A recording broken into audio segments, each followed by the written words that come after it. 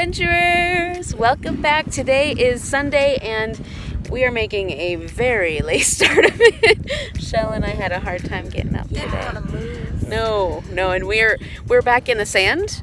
And Amy's not liking this. My knee is not happy right now. I just don't understand. But we told Nathaniel we had to get out here. We wanted to go to giant... Oh, there's some motorcyclists. Well, yesterday we told you we were going to go. And then you lied to me. Let's wait till the motorcyclists go by.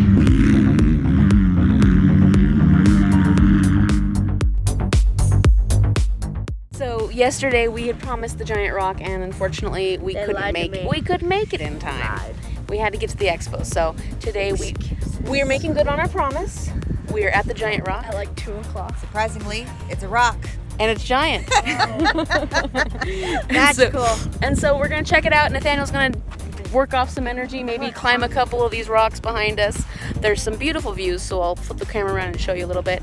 And then if we have time, we might run around and see a few more things. We'll see how timing goes. It's not dark, but we went through daylight savings time, so let's go check out this giant rock.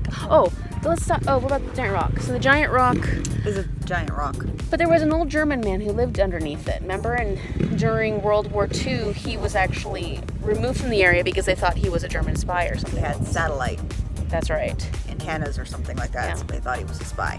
But then he had a friend who ended up coming and living here as well, and he was... Hold on one second. And he loved looking for UFOs. So this area is supposed to be a very big UFO. It's a desert. Yeah. And, UFOs seem to be attracted to the desert. So, or government testing sites. that could be it too. So maybe we'll see something while we're here. And then also, back on the way in, there's this thing called the Integratron, which was actually built by the man who was friends with the guy who did the something and the something. And it's interesting. It's a crystal bath shower place. So you could spend $35 on weekdays, $40 on the weekends per person to go in and lay there while they shower you with crystal sounds and things like that. So if you're really interested in healing and that sort of thing, the Integratron might be something to check out for you. Okay. In the 1930s, Frank Kritzer moved to Giant Rock, inspired by desert tortoises that dug holes in which to cool themselves. He made it underground. Wait, he moved it? He moved the rock? He moved to Giant Rock. Oh, okay. Go ahead. He dug out a home on the north side of the rock with the assistance of dynamite. Oh! So that little hole thing must have been originally part of the house. That is cool. He engineered a rainwater collection system and a tunnel for ventilation. That's where those pipes came from, yeah. The underground home was reportedly never hotter than 80 degrees and never cooler than 55. Oh, weird. Yes. In 1942, while being investigated by local police. That was the World War II thing. In the 1950s, it was a gathering point for UFO believers. It was located on land, which was at the time leased by George Van Tassel, a friend of Kritzer's, a purported flying saucer contactee. Oh, that's the guy who did the Integratron. And organizer of UFO conventions. Integratron. Mm-hmm. Okay. He also built a nearby Integratron. And a small airport. Oh, okay. Yeah, right next to it, I think. Shortly after the turn of the 21st century, Giant Rock fractured in two, revealing an interior of white granite. The exterior surface of the rock is partially covered in graffiti, if we didn't know that already. And there you go. Yeah, there's a hole that you can go into underneath. There's a little entrance way down there. She found a hole. So Amy must crawl in it. She likes holes. My knee hurts. That's what she said. This one doesn't want to do that.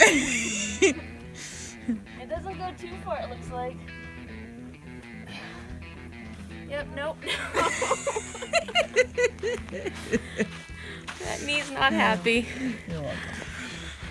Let's go looking. It doesn't look like it goes that far anyways. Oh, ow. Like right down there. And that's about it. Doesn't go that far down. A lot of rebar and... Let me see. Oh good, Shell's gonna hurt her knees for me. Knees all jacked up. See, your knees are hurting you too. It's the wrong kind of pain though, it's the bruise. Oh, because you bruised your knee? Yeah, there's just a lot of concrete. It doesn't go very far, does it? No. Look this way and smile. I'm in a hole. We're gonna leave her in there. Aw. Okay, so like I was right, it doesn't go very far. No, there's a lot of glass in here.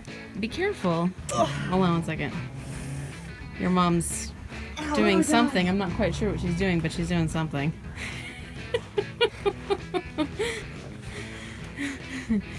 5 hours later, the video came to an end. My knee is so bruised, it hurts so bad.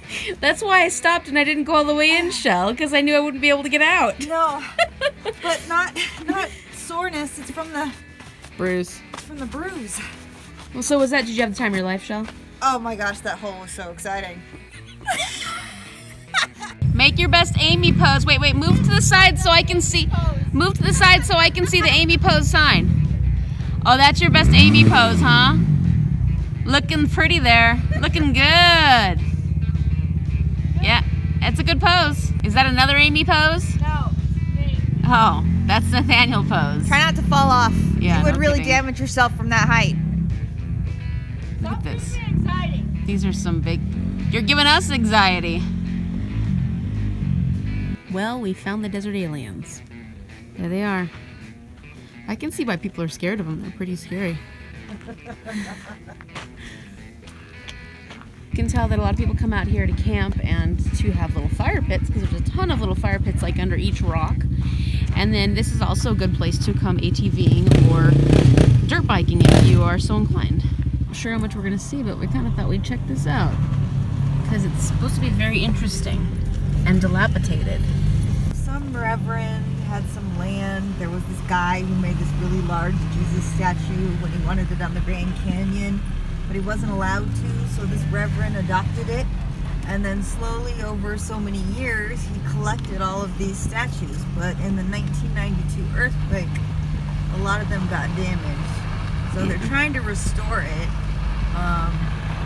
But I don't know. There's a lot of talk of statues missing hands and faces and feet, and that's why we're actually here. So he's the one that started with that giant statue that didn't have a home, and then he decided to sculpt a whole bunch more. Oh wait, did he make the statue? Yeah. Oh, he did. That's not the person who owned that area. This that wasn't statue the right here? reverend. Okay. That was This is the guy that actually made the statue. made the first statue. Oh. Have you seen the Park Host Rocky Roadrunner? If you hear a clicking sound, that's Rocky welcoming you. Oh, I love Roadrunners. Apparently this one likes to chill out here. I think they're so awesome. You can see the little Roadrunner tracks. Yeah. Pretty sure those are Roadrunner tracks. They look like some kind of bird tracks. There's a lot of them. He gets around here. So you can see where it was broken because it looks like they've already started the restoration process. Because of the change in color. So these would have been all a little different looking. Yeah. It's like in Egypt. You can still see the cracks in the Oh yeah.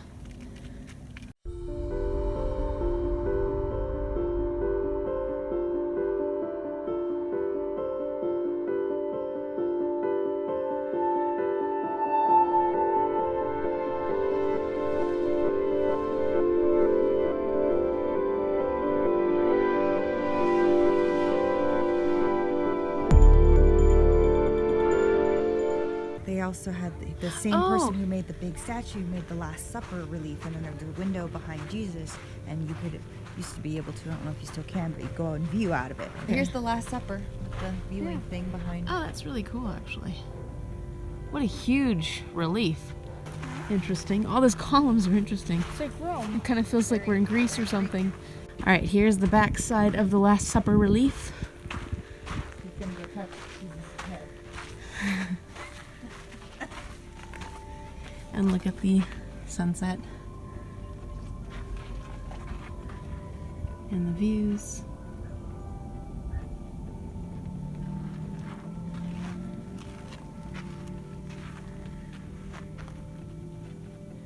Oh, there's a little like... It's, I think, this tomb.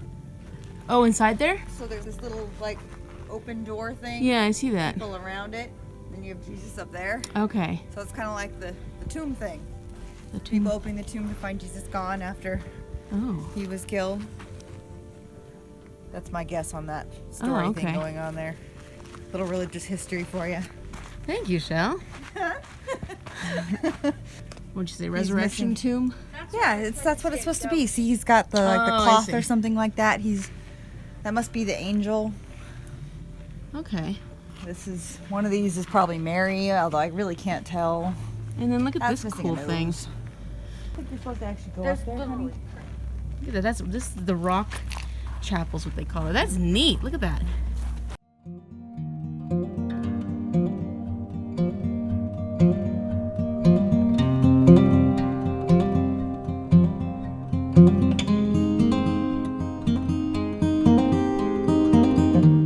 This was really interesting, and what I find interesting about the desert in general and why it's been fun to come out here and explore is there's a lot of different things like this. As you saw with Slab City, there's different art installations. People are trying to, you know, Show their beliefs? Yeah, show their beliefs, express their... Yeah, I was gonna say express. Yeah, they're trying to express themselves, express what matters to them in a sense. What'd you think, Shell?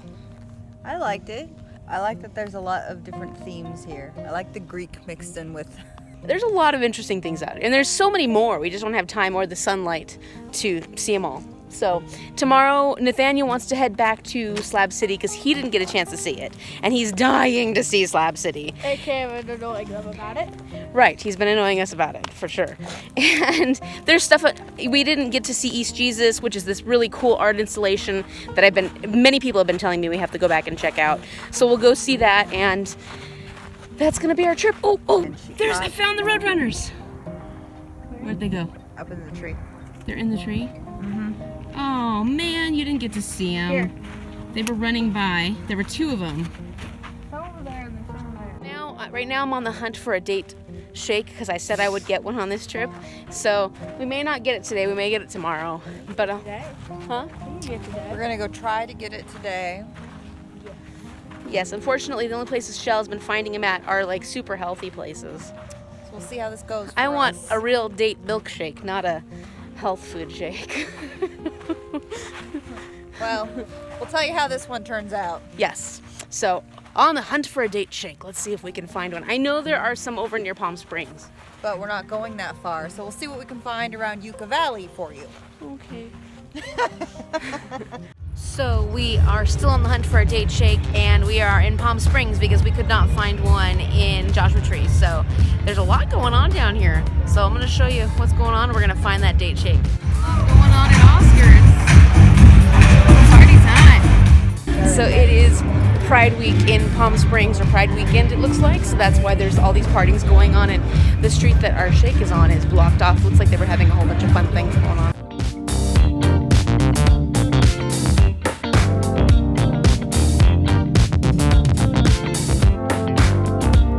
Here's great shakes. Apparently they have really good shakes, but I'm here for the date shake.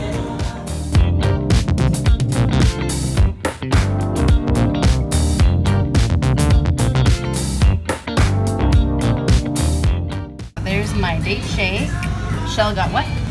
Blueberry Hill. Sounds good. Nathaniel? Pumpkin pie. Ooh, pumpkin pie. It's strong. Date walnut. It's really good. Very sweet, as dates are. And that was delicious. I'm happy that I found my date shake. Success! So Nathaniel's loving his pumpkin pie flavored one. Not too sweet, just right? It just tastes like an actual pumpkin pie. It does, it's really pumpkin-y. And Shelly's got lavender in hers, which is pretty good. Alright, so I feel like I had success in getting my date shake. It may have been a sort of short day, but yeah, it was sweet. It is sweet, but it's really good actually. So I got the date and walnut. That place was great. The shakes were amazing. One of those places you want to come back several times to try all the different flavors they have. Yeah, the s'mores one smelled It amazing. smelled really good coming out. Yeah. So tomorrow we're gonna do a little bit of Slab City and a couple other things in that area. We'll show you some stuff you haven't already seen of Slab City. Maybe we'll find a ghost. Maybe we'll find a ghost. I mean, out there it can be kind of creepy, so we might find something. Thank you so much for watching, and if you like this video, click that like button now and subscribe. And try this if you're ever in the area. Great shakes. They are absolutely great shakes. Thank you for watching. See you later. Revenge John. Cheers. Say goodbye.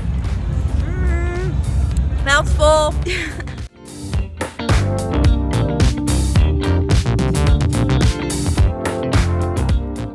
Hi adventurers, I hope you enjoyed the day 4 of Vacation in the Desert series. It was a lot of fun. I really enjoyed that trip, and you will get to see day 5, but that will be for another few weeks because for the next 2 weeks I'm going to be putting out some holiday content. I'm going to be visiting 2 different holiday places that I feel are really good options if you're here in the Washington area, Canada area. I hope you'll enjoy those. Now it's time to tell you who won the giveaway, and I'm going to write it down here. It's Shauna H., aka Gavin the Cool Kid, and I'm sure you'll be so excited to know that he won this. I appreciate everyone who's subscribing to my channel, and I really appreciate those who signed up for this giveaway. So I'm gonna list a few names down here, and if you see your name, would you please send me an email at amytheamblingadventure@gmail.com and send me your address, because I actually have a few things to send to you to kind of thank you for being subscribers and participating in my giveaway. Congratulations, Gavin, and I'm sure you're gonna enjoy your gift. Thank you so much for watching, everyone, and I'll see you next week with Lights of Christmas. All right, take care. Bye.